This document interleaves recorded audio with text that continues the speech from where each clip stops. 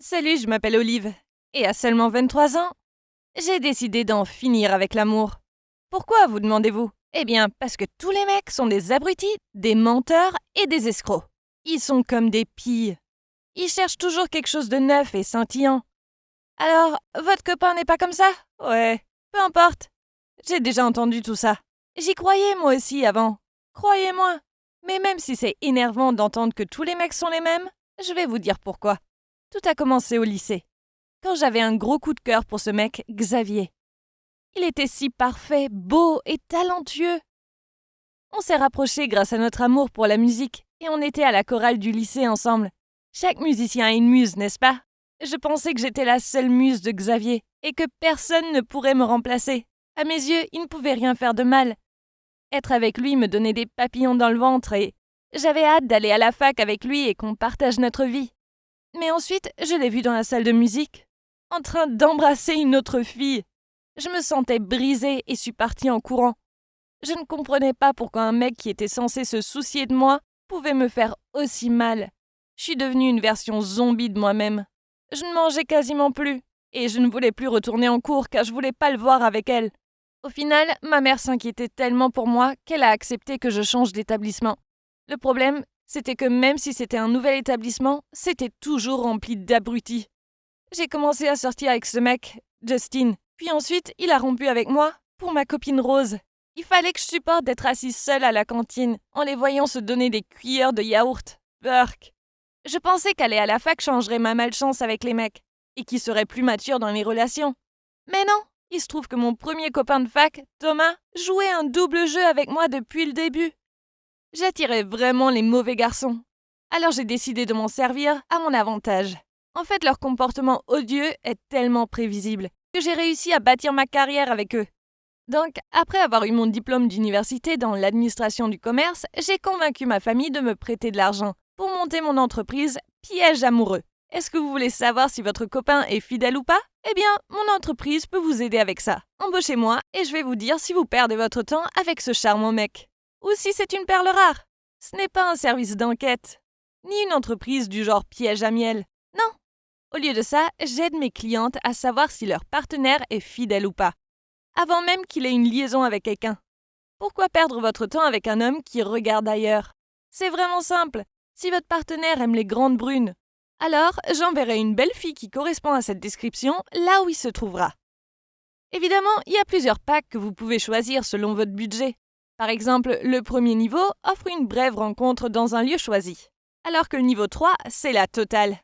Croyez-moi, peu de mecs peuvent résister à une femme super sexy. Si votre copain a réussi notre challenge, félicitations. Mais si ce n'est pas le cas, alors on aura des photos, des vidéos et des messages pour vous le prouver. Bien sûr, l'anonymat de mes clientes est très important pour moi. Donc, si on pose des questions à mon équipe de filles, elles n'iront être employées et par qui. Et elles n'iraient jamais au-delà des limites ni ne s'autoriseraient d'avoir des sentiments naissants pour le mec. Aussi fou que ça puisse paraître, je m'en sortais vraiment bien avec ce boulot. Le commerce battait son plein, et même si ce n'était pas rigolo quand mes clientes fondaient en larmes, quand je leur tendais les photos de leur mec en train de flirter avec une de mes filles, mettre à nu un mec infidèle m'apportait satisfaction. Puis tout a changé quand Amélie est arrivée à mon bureau. Elle semblait une cliente normale au début. Elle aimait son copain, mais elle n'était pas sûre et certaine de pouvoir lui faire confiance. Un cas normal et ennuyeux. Du moins, je le pensais avant d'ouvrir le dossier avec les infos sur son copain. Et là, il y avait une photo de Xavier qui me fixait. Waouh, je ne m'attendais pas à ça. Mais j'ai gardé mon calme. J'ai gentiment souri à Amélie en lui disant « Je m'en occupe », comme si j'allais refuser et perdre une grosse somme d'argent juste parce que Xavier était mon ex. Amélie ne le savait pas et ce n'était pas nécessaire. J'enverrai une autre fille, le ferai prendre sur le vif et voilà. Amélie verrait quel abruti il est.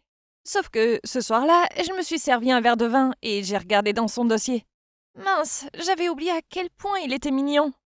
Au bout du troisième verre, je me suis dit que personne ne connaissait Xavier aussi bien que moi. Donc, je devais servir d'appât pour le faire prendre.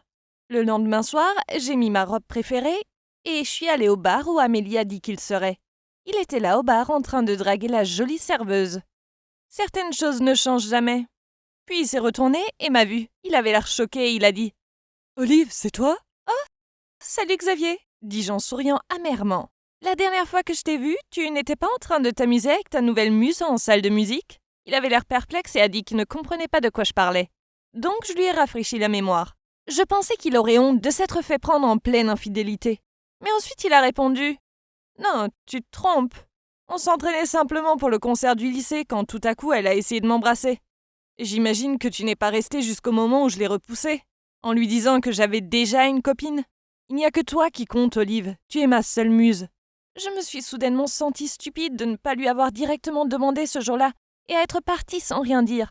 Si je n'avais pas agi comme ça, j'aurais eu ma vie de rêve avec lui et je n'aurais jamais eu à affronter tous ces abrutis. En regardant dans ses yeux de rêve, j'ai réalisé que je l'aimais toujours et je savais qu'il m'aimait aussi. Cette Amélie n'était pas faite pour lui. Alors quand il m'a demandé de retourner à l'hôtel avec lui, je n'ai pas hésité à dire oui. Après ça, on a commencé à sortir ensemble et c'était bon de pouvoir à nouveau faire confiance à un mec. Il me gâtait toujours avec des escapades de week-end romantiques et m'emmenait dans des restaurants onéreux. Mais ensuite, un soir, quand j'étais avec lui à l'hôtel et qu'il était sorti, son téléphone a sonné. Et j'ai vu un message d'Amélie apparaître. Alors, quand il est revenu, j'ai saisi l'occasion pour lui demander « C'est qui Amélie ?» Il m'a touché la main en me disant que c'était juste une idiote et qu'il se forçait à sortir avec elle pour que la société de son père l'embauche sur un gros poste. Il a promis qu'à la fin de son contrat, il ne lui parlerait plus. Je n'avais pas cru Xavier une seule fois avant, et je n'allais pas recommencer. Il fallait que je l'aide dans ses affaires. Alors, quand Amélie est revenue à mon bureau, j'ai souri en disant « Félicitations, Xavier est un mec bien. »« C'est vrai, » dit-elle en levant un sourcil.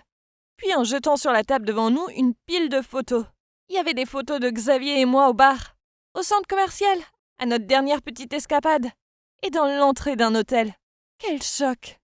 Il se trouve qu'Amélie n'était pas aussi naïve que je le pensais. Elle m'a crié dessus en disant « Est-ce que votre commerce a une règle autorisant d'aller dans des hôtels avec le copain d'une cliente pour le challenger? Préparez-vous à aller au tribunal, bande d'escrocs !» Elle est partie, je restais là à trembler de peur. J'allais perdre ma société, et tout était de ma faute. Mais au moins, j'avais Xavier, l'amour de ma vie, non? Je l'ai appelé en larmes et j'espérais qu'il me rassurerait. Au lieu de ça, il a crié « Tu as tout gâché, espèce de tocarde! Comment as-tu pu laisser Amélie être au courant de ta liaison gênante? Tu penses vraiment que je quitterai une fille bien comme Amélie pour quelqu'un d'horrible comme toi? Prépare-toi pour le tribunal, car mon témoignage te fera du tort. Maintenant, j'ai ruiné ma carrière et ma fierté en a pris un gros coup. Je suis épuisée et à bout, et mon dernier espoir en l'amour s'est évaporé pour toujours. Mais pire encore, je ne me fais pas confiance. Je déteste le fait que je sois tombée sous le charme de Xavier, non pas une fois, mais deux.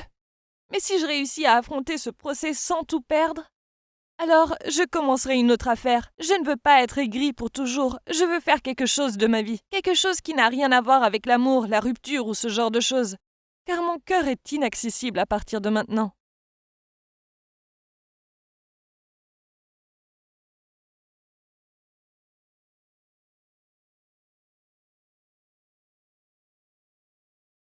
Alors, tout le monde aime Noël, n'est-ce pas?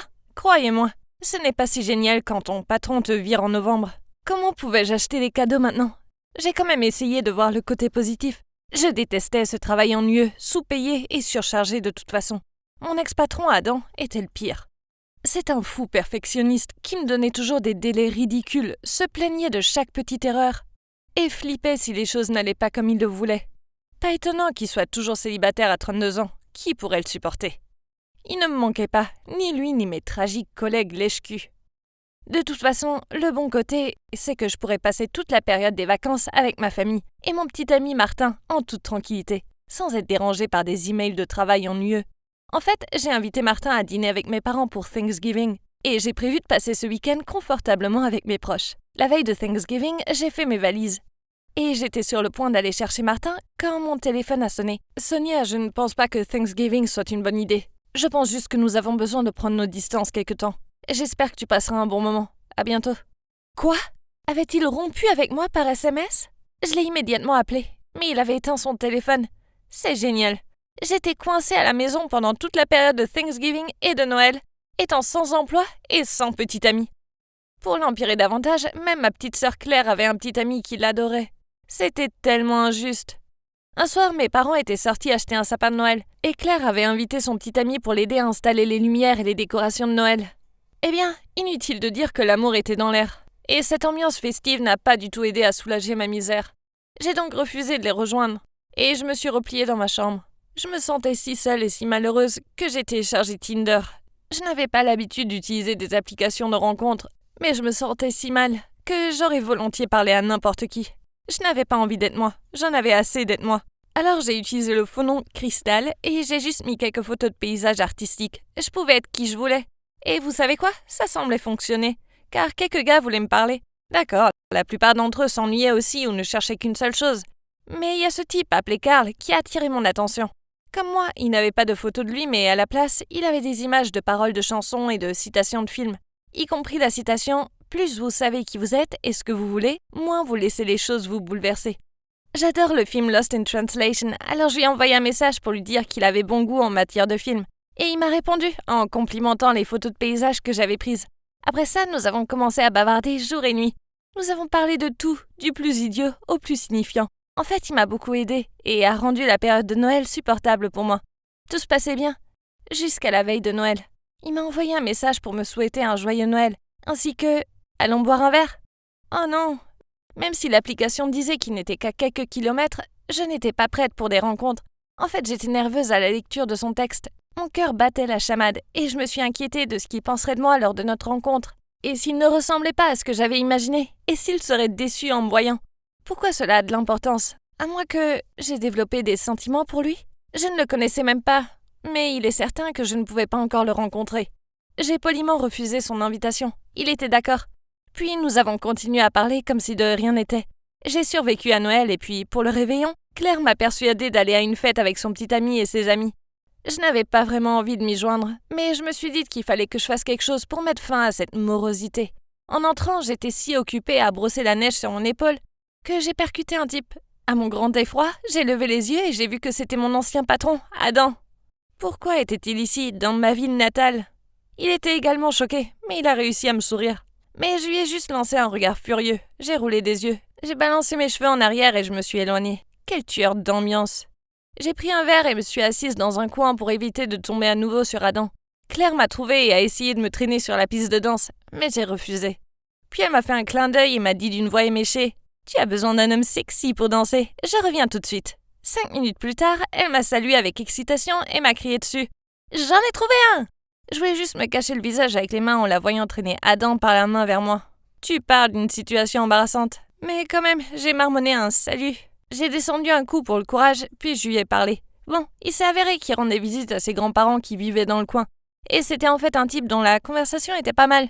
Après avoir passé la majeure partie de la nuit à lui parler, il m'a offert un verre puis m'a dit « Je dois admettre qu'après ce regard de mort que tu m'as jeté à l'entrée, j'ai eu peur pour ma vie.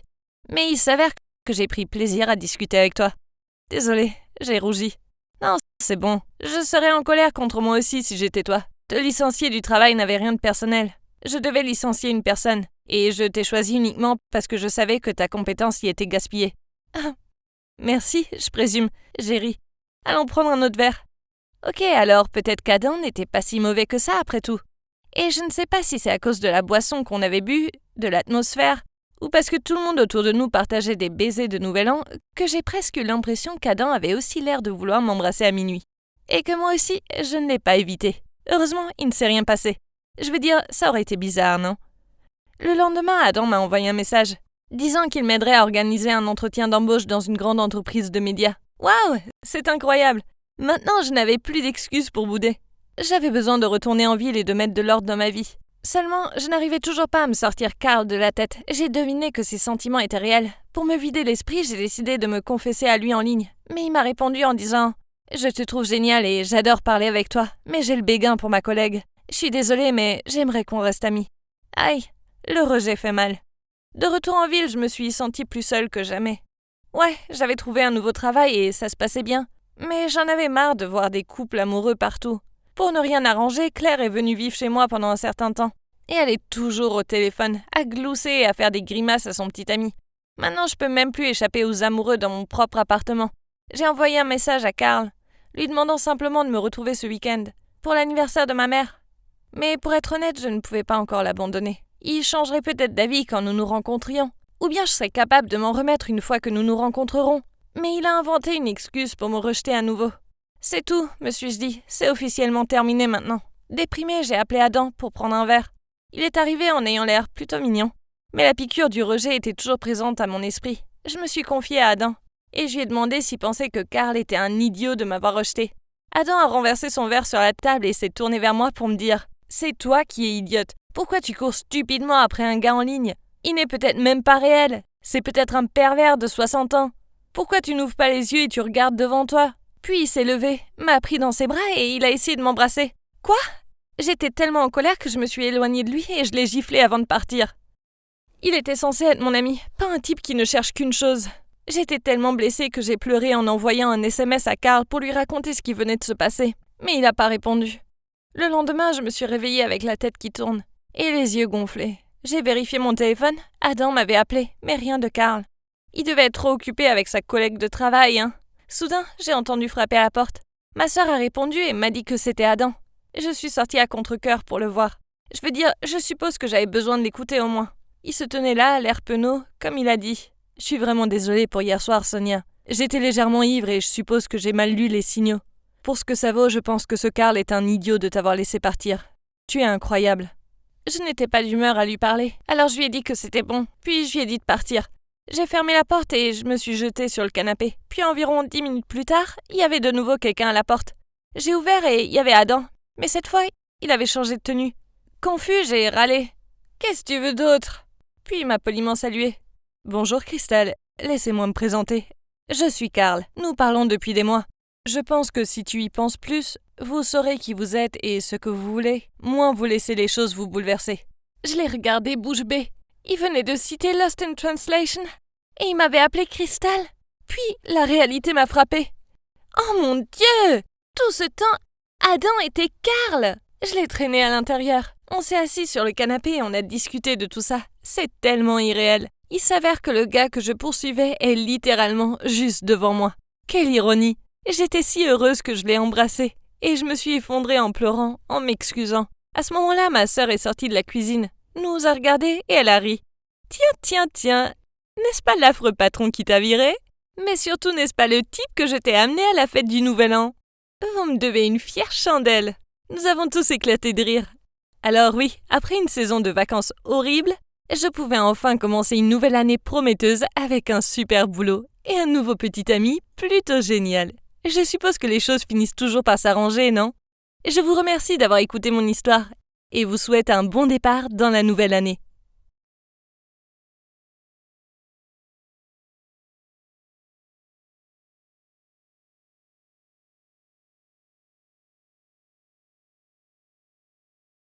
Salut, je m'appelle Diane et j'ai 20 ans. Je suis tombée amoureuse le jour de ma rentrée à la fac. Ce n'est même pas une blague. J'avais promis à ma mère de me concentrer sur mes études et de ne pas tomber amoureuse de garçons. Mais il a suffi d'un regard avec Bastien pour rompre cette promesse instantanément. On a tout de suite accroché. Et très vite, on passait tout notre temps ensemble. Je n'arrive pas à m'empêcher de me dire que si je ne l'avais pas rencontré, je n'aurais peut-être jamais découvert le sombre secret que ma mère et ma tante m'avaient caché toute ma vie. Vous voyez, ma mère m'a élevée seule, et je ne savais pas qui était mon père. Disons que ma mère semblait frivole. Donc, elle ne voulait vraiment pas que je sois dans la même situation qu'elle. J'ai donc gardé le secret pour Bastien. Elle n'avait pas besoin de savoir, si? Quand je suis rentrée pour les vacances de Noël, Bastien me manquait tellement. Mais je ne pouvais pas parler de lui à ma mère, alors il fallait que j'attende qu'elle se couche pour l'appeler. Mais un soir, elle m'a entendue. Elle a dû aller aux toilettes et soudainement j'ai entendu des pas. Elle se tenait juste là. Je ne savais pas ce qu'elle avait entendu, mais j'étais tellement gênée. Je pensais qu'elle allait me prendre le téléphone et me disputer, mais en fait, elle est juste retournée se coucher. C'était super bizarre. Le matin, elle était assise à la table de la cuisine et souriait. Elle a dit « Eh bien, c'est qui alors? Invite-le, ne sois pas timide. » Je n'y croyais pas. Je pensais qu'elle pèterait un câble, mais en fait, elle voulait le rencontrer. Elle a proposé que je l'invite pour dîner, car ma tante venait aussi ce soir-là. Ma mère et ma tante étaient comme des meilleures amies. Et elles m'avaient quasiment élevée ensemble. Alors j'étais contente qu'elle rencontre Bastien aussi. Il a pris le bus cet après-midi-là, car il avait hâte de me voir. Et ma mère a dit qu'il pourrait dormir dans la chambre d'amis. Dès que ma mère a vu Bastien, elle m'a souri en me murmurant qu'il était canon. Puis on s'est assis pour dîner et on a commencé à parler. Ma mère lui posait tellement de questions. C'était un peu gênant. Elle n'arrêtait pas et paraissait fuineuse. Elle lui a demandé où il avait grandi, ce que faisaient ses parents, et même leur nom et tout. Pendant ce temps-là, ma tante restait silencieuse. Et à un moment, elle est sortie de table pour aller dans le jardin. Ma mère lui a couru après. Et Bastien me regardait de l'air inquiet. Je savais pas ce qui n'allait pas. 10 minutes plus tard, ma mère est revenue et son visage avait complètement changé. Elle était passée de quelqu'un d'amical et chaleureux à quelqu'un de très froid et distant. Elle nous regardait, Bastien et moi, et a dit qu'elle avait décidé que j'étais bien trop jeune pour que mon copain reste ici. Puis elle a demandé à Bastien de s'en aller. J'y croyais pas. Enfin, j'avais 20 ans. Elle était si méchante. Alors je lui ai dit « Maman, pourquoi, s'il te plaît, laisse-le rester ?» Je la suppliais presque. Mais elle semblait si sérieuse et déterminée, et je savais qu'elle ne changerait pas d'avis. Bastien était encore plus choqué que moi.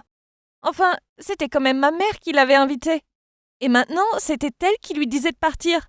Il a vite pris ses affaires et a appelé un taxi. J'étais tellement choquée que je ne lui ai même pas dit au revoir.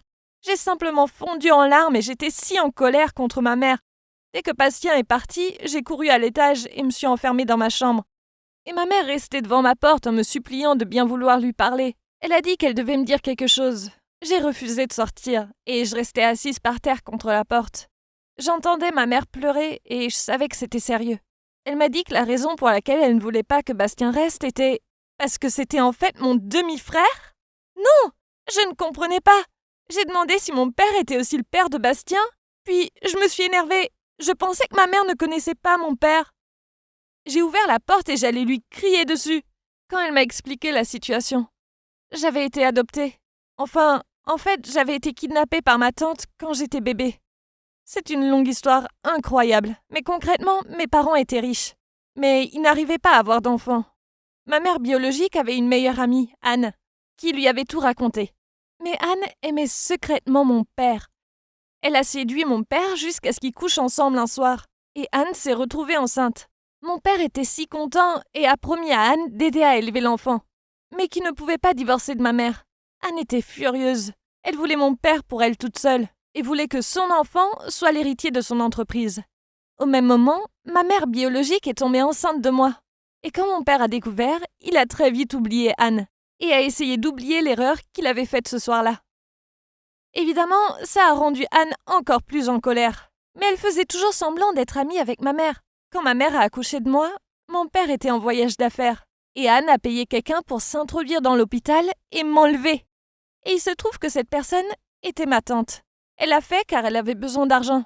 Donc elle est entrée, habillée en infirmière et au milieu de la nuit, et elle m'a enlevée. Mais elle n'avait pas assez de sang-froid pour m'abandonner ou me mettre dans un orphelinat. Donc, elle m'a emmenée chez sa sœur en lui disant qu'elle m'avait trouvée abandonnée dans la rue. Sa sœur, qui n'avait jamais voulu se marier, mais avait toujours rêvé d'être mère, était très contente et a décidé de m'élever. Mais ensuite, quelques jours plus tard, c'était aux nouvelles. Un bébé disparu. Il y avait une description précise de ce que je portais, et même une photo de moi à la naissance.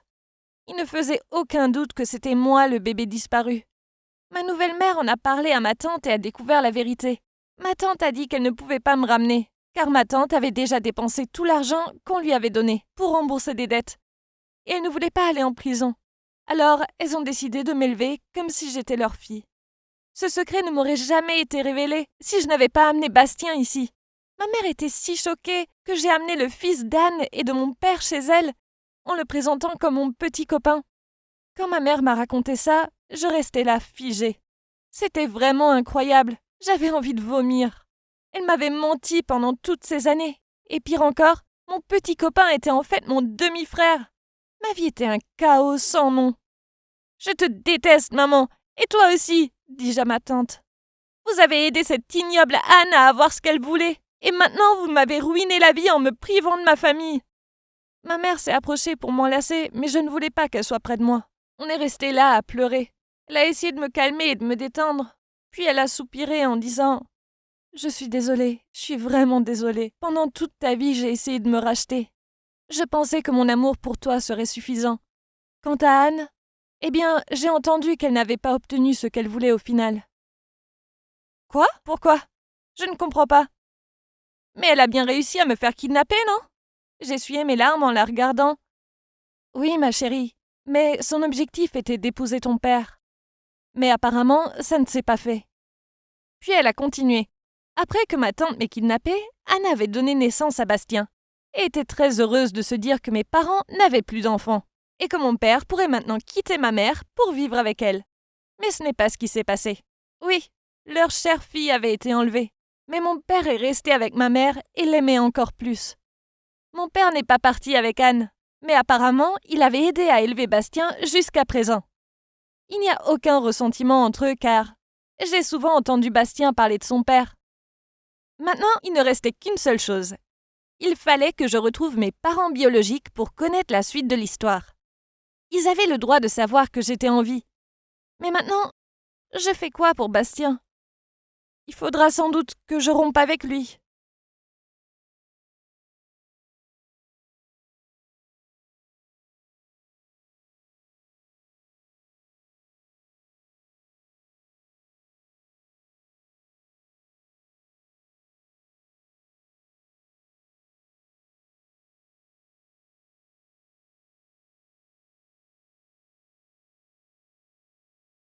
Salut, c'est encore moi, Diane.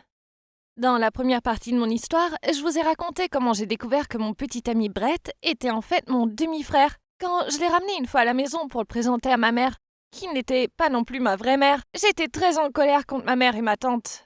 Je les aimais tellement toutes les deux. Mais elles m'ont menti toute ma vie. Imaginez comme j'ai dû être blessée. Maintenant, avec le fait que mon père était aussi le père de Brett, bien sûr c'était une erreur de continuer à le fréquenter.